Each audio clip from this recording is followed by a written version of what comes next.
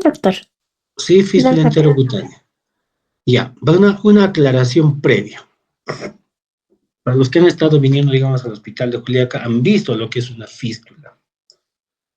Las fístulas que vamos a tratar en esta clase es la fístula enterocutánea. Básicamente eso. Las otras fístulas se pueden mencionarlas, pero no es parte del tema. ¿Qué otras fístulas hay? Tenemos la fístula, por ejemplo, ginecológica, vésico-vaginal, recto-vaginal.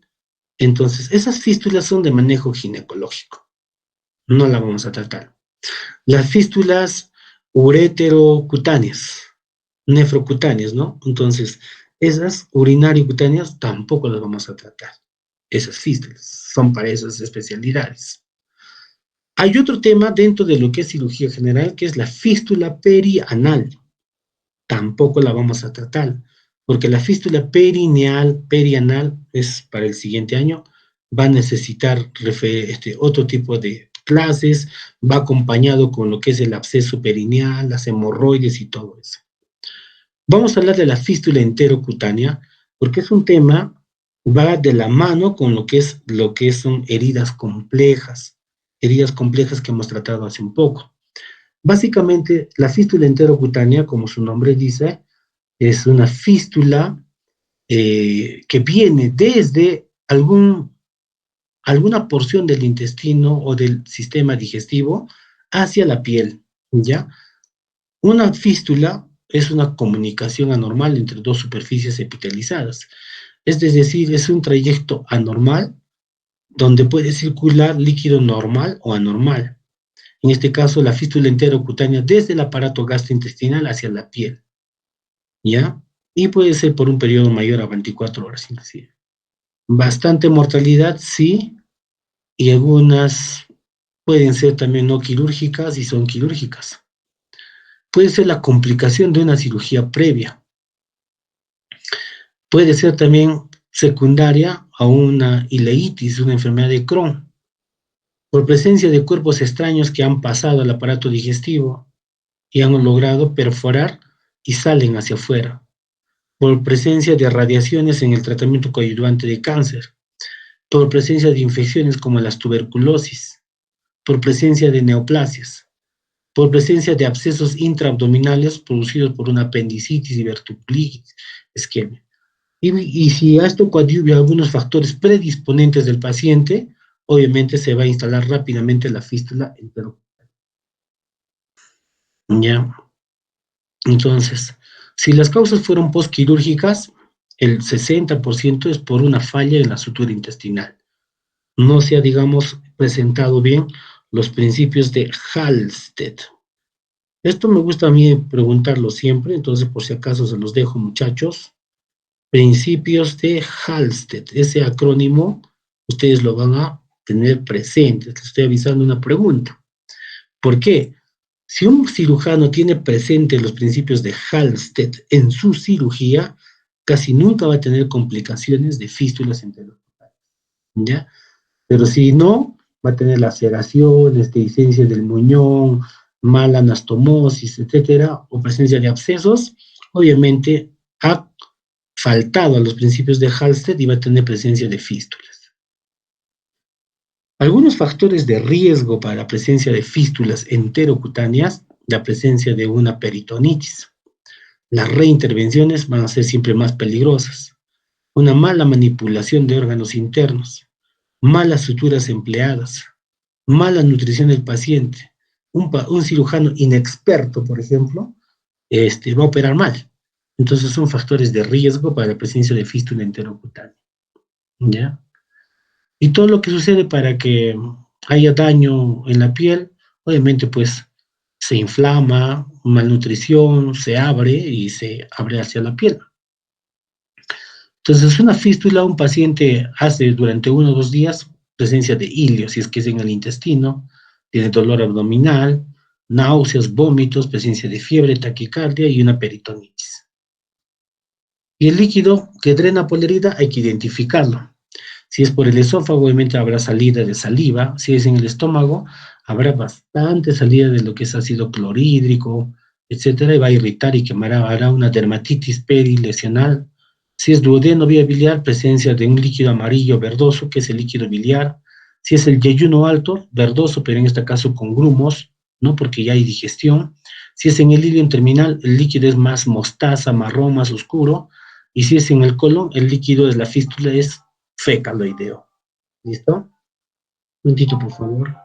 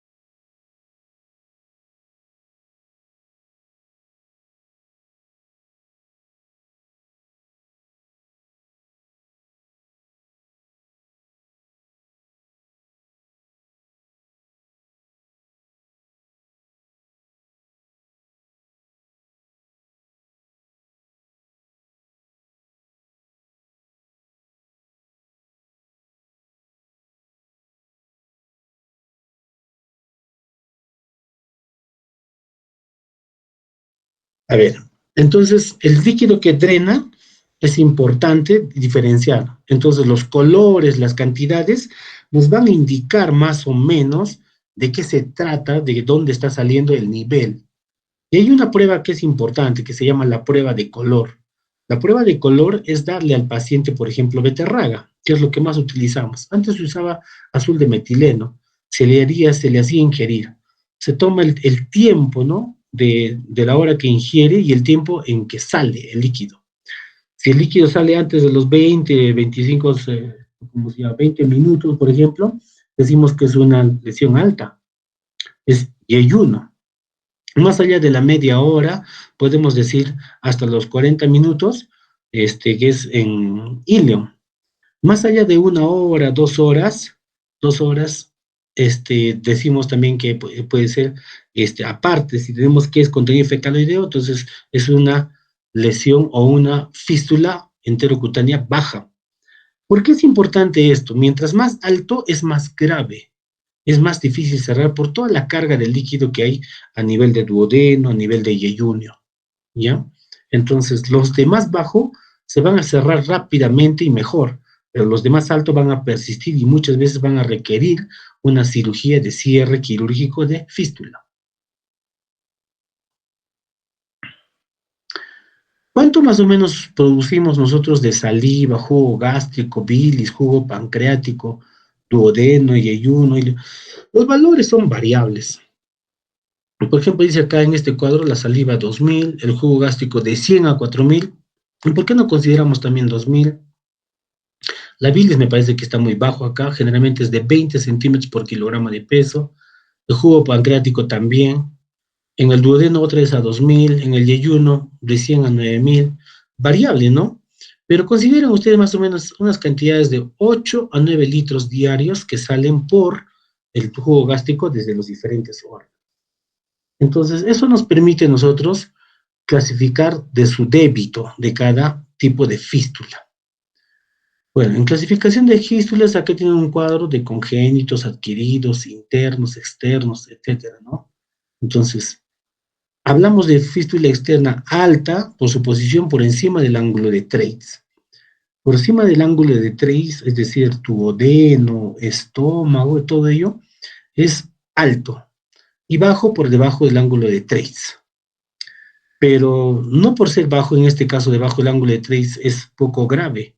También podemos hablar de una clasificación de fístula enterocutánea de ubicación mediana.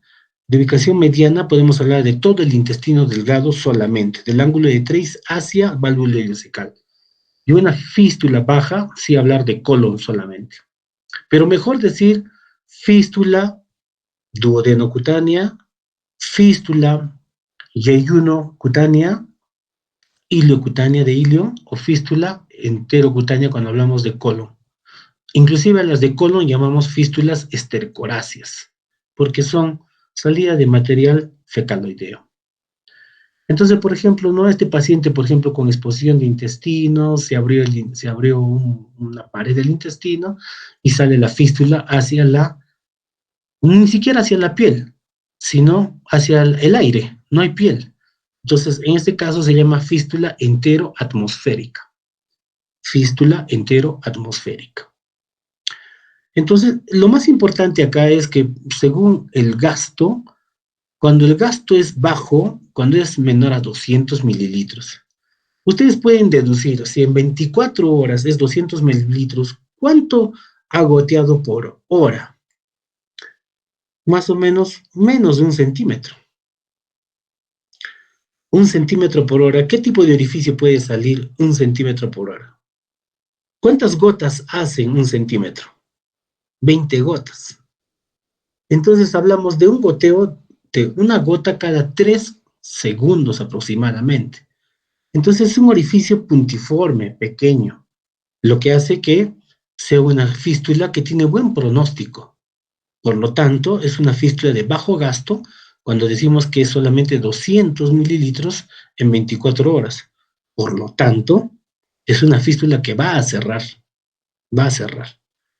Gasto moderado es expectativo entre 200 y 499, 200 y 500 ml, porque esta fístula puede cerrar como que también puede abrirse, más todavía. Entonces, le damos una opción de 7, 8, 9, 10 días, si es que hacemos el aporte calórico, proteico, con una nutrición parenteral, como opción para que cierre la fístula. Pero es decir,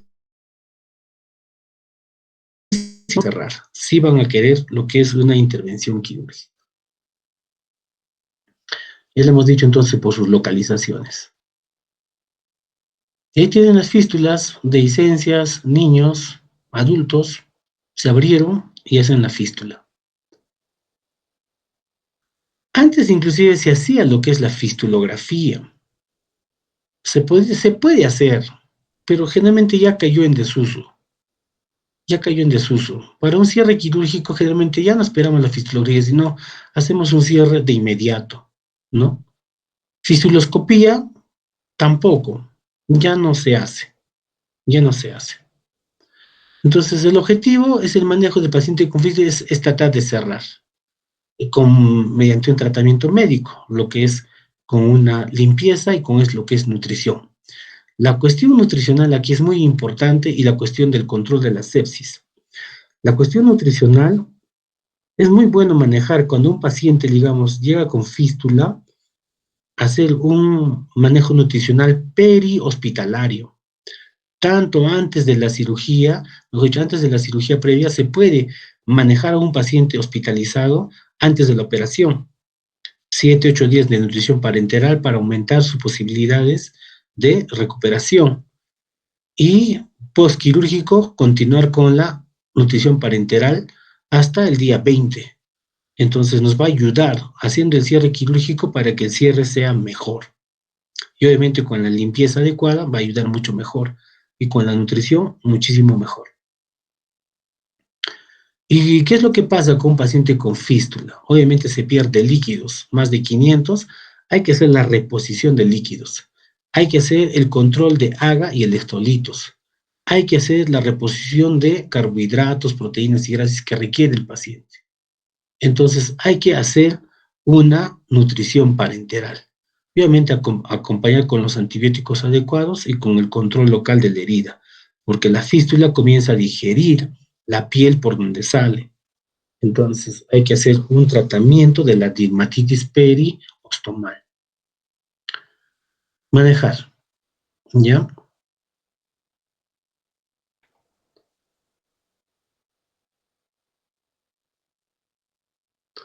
Fases de Chapman y Sheldon para el manejo médico y quirúrgico de pacientes con fístulas. Primera fase. El primer día. Verificar si el paciente está con trastorno hidroelectrolítico. Limpiar, curar, drenar, si tiene abscesos, limpiar, hacer un debridamiento, proteger la piel. Segunda fase, continuar siempre con el control de equilibrio electrolítico de acuerdo a su demanda, reponerlos con líquidos, ¿no? Y comenzar antes de las 48 horas, acá, por ejemplo, si ustedes pueden hacerlo en el primer día, antes comenzar ya las horas de lo que es la nutrición parenteral. La tercera fase, digamos que yo tengo una lesión a nivel de duodeno o una lesión de lo que es en ángulo de Treitz. Se puede utilizar una alimentación enteral con una sonda nasoyeyunal.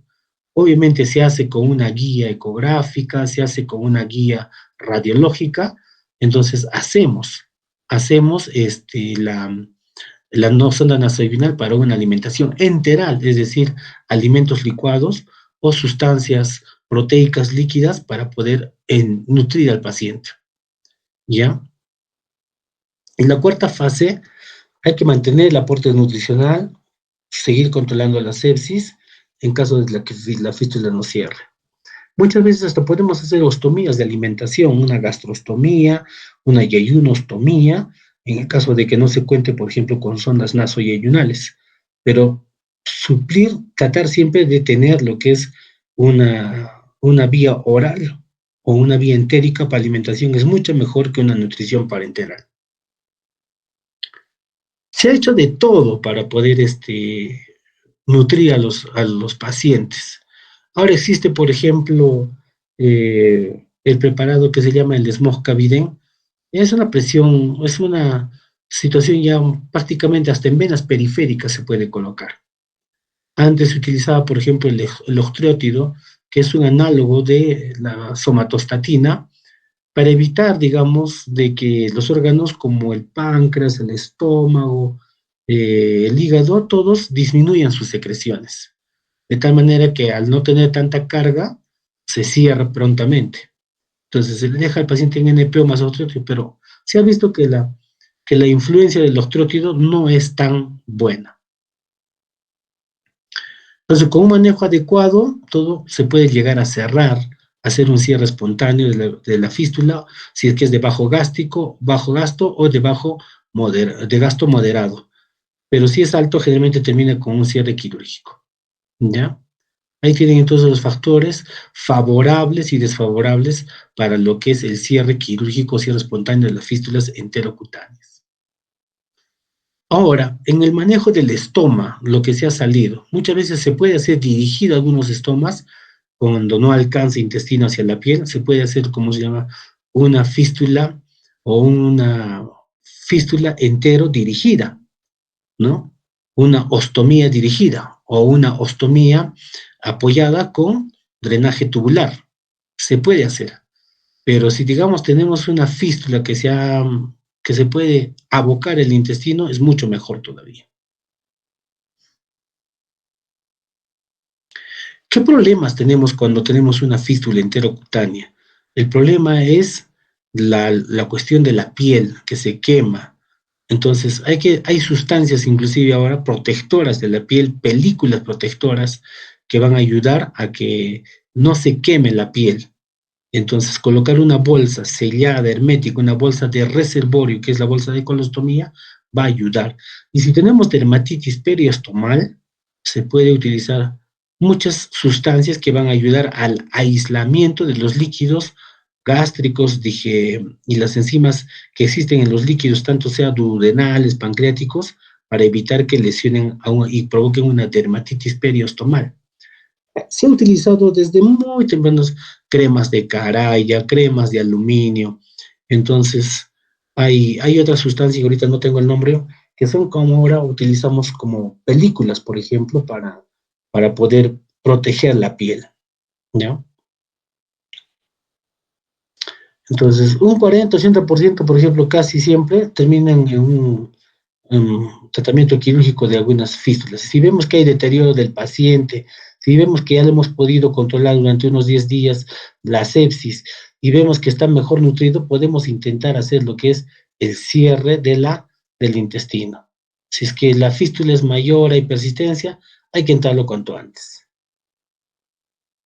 Entonces, resecando el intestino que está involucrado, restableciendo la continuidad intestinal. Generalmente el paciente sufre con cuadros de adherencia, de infartos intestinales, de lo que es maltrato de tejidos. Hay que hacer una reconstrucción del intestino. A veces la pared abdominal está lesionada, destrozada, hacer la reconstrucción.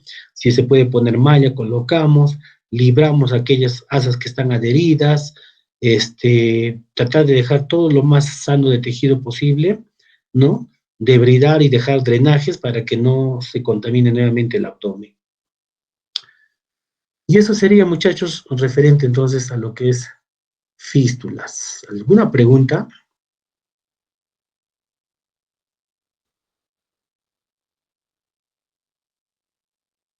¿Alguna pregunta? O llamo. A ver, ahí. Solamente 18 personas están presentes. Gary Chura, ¿está presente? Sí, doctor.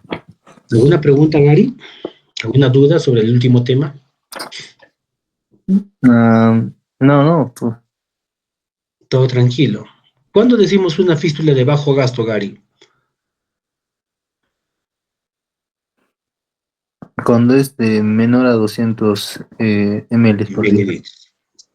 Eso es importante. A veces esa cifra, tenerlo presente, es muy importante para el manejo. Cuando a veces pasamos visitas, ¿no? Con internos, médicos que están en formación, presencia de drenaje, te dicen. Parece un drenaje de líquido bilioso. No, no, no. Tiene que decir, es una fístula, porque tiene el antecedente, ¿no? De que, digamos, ha sido operado, le han hecho una restitución, ha sido un baleado, entonces es una fístula. Fístula de características de líquido tal cantidad y tanto de cantidad y tanto de color. Es lo que hay que presentar. Fístula enterocutánea, contenido verde amarillento, más o menos 200 mililitros en 24 horas. Sería un pecado no cuantificar. Por ejemplo, un paciente que entra a medianoche y para la visita es las 6 de la mañana, han pasado 6 horas. Ese paciente ya debe estar con su bolsa de colectora. Entonces, dividimos el tiempo, ¿no? Si son 6 horas y tiene, digamos, 100 de contenido en cuatro partes, o sea, en 6 horas por 24, 6 por 4, ese paciente va a formar 400. Es una fístula moderada, casi cerca de una fístula de alto gasto. Entonces es importante que no estén tapando, por ejemplo, con gasas y compresas. Hay que ponerle una bolsa colectora. Ok, muy bien, entonces, Gary. ¿Alguna pregunta de alguien antes de que llame a alguien, otra persona? Participen, por favor. Paul Llano, ¿está presente? Paul Llano. Paul Llano no está presente.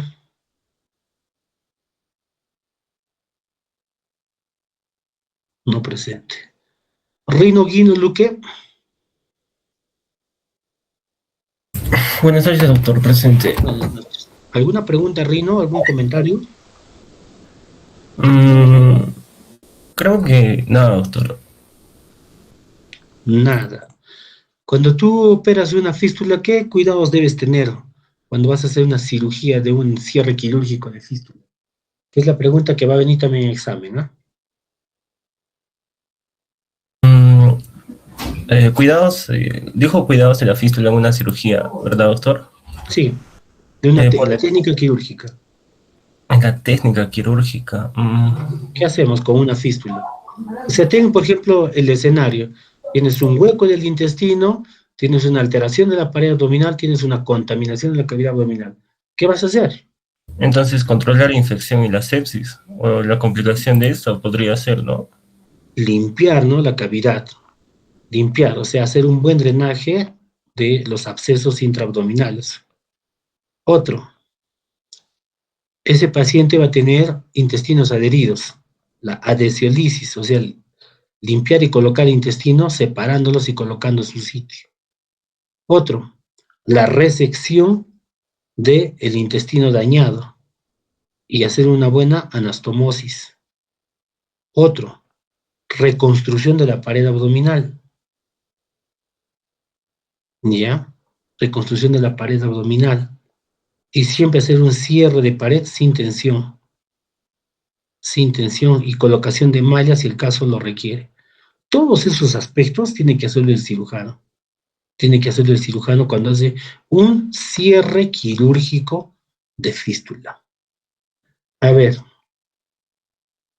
¿quién quiere mandarse? ¿Quién me dice cuáles son los principios de Halsted? A los que han pasado visita conmigo saben. A ver, vean en su smartphone, ¿quién quiere leer? Principios de Halstead. Ah, disculpe, doctor. A ver, Anita, dinos. Ok, Halstead, la H es de la correcta hemostasia, Muy A bien. es de la asepsia, técnica aséptica, L es de un manejo delicado, de light touch, Light S touch. es del preservar aporte vascular. S. Ajá. O sea, en inglés, ¿cómo sería? ¿Suplemento? No sé. Bueno, preservar el aporte vascular. La T es una tensión mínima de los tejidos. Tension Sería free. la posición correcta de los tejidos, o sea, de Posición even. correcta. Even. Y la D de el espacio muerto, obliterar los espacios muertos. Death. Espacios. Mira, si un cirujano, gracias Ana, si un cirujano no hace sangrar, si un cirujano opera todo limpio con la A de asepsia, si un cirujano tiene un manejo suave de los tejidos, light touch, si un cirujano permite de que el aporte vascular esté presente el aporte vascular, es decir, sabe dejar vasos que van a, en la superficie que sutura, vasos que van a suplir la irrigación. Si un cirujano la posición de los tejidos no lo hace fuerte, no lo hace tironeando, está libre de tensión, que es la T. Si un cirujano, los tejidos no los cabalga, sino hace una posición correcta, de plano por plano, de tejidos y capas correctas, sobre todo en los intestinos. Y si un cirujano ve que hay espacios que han sido contaminados y los drena y no deja espacios abiertos, todos los espacios los deja sellados, aposiciona todas las capas, o donde hay tejido, donde hay espacio deja drenajes, lo más probable es que no tenga complicaciones. Los principios de Halstead se han fabricado, se han puesto para un gran cirujano no americano, William Halstead, pero las H, la A, la L, la T, las letras de su apellido, se han utilizado para recordar también de que una buena técnica quirúrgica evita contaminaciones. Bueno, chicos, muchas gracias con todos, con los que han participado. Hemos terminado. Abad